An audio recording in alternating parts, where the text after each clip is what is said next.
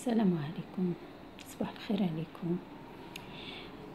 كنتمنى هذا الفيديو ان شاء الله يلقاكم بخير وعلى خير وانتم كتشاهدوه.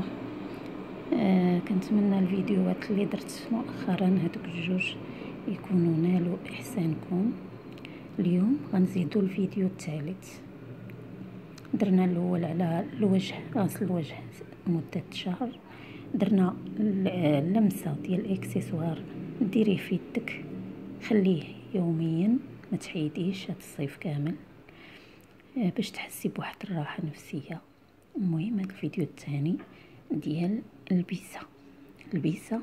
حاولي دائما الصباح ملي ديري هادو جوج لبسي واحد الكسيوه او بيجامه، او المهم كسيوه ضروري اختي.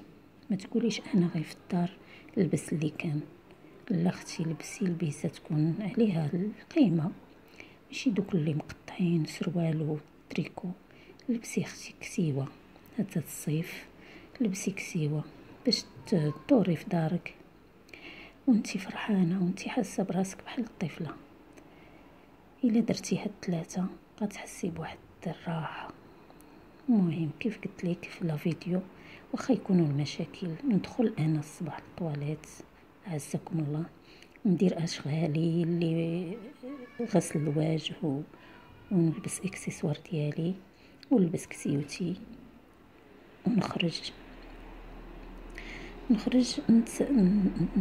نكون انا كيف تتقول الاخت سميره، انا الملكه في داري. صافي نبدا ديك الساعه، نبدا نصايب الفطور، نبدا نقاد الاشغال ديالي، نبدا نقاد وليداتي. المهم نبدا براسي هو الاول. كنتمنى هاد نسمة الصباح تكون راقتكم، وان شاء الله نديرو لا فيديو الثاني. هذه نسمة الصباح، تصبحوا تربحوا.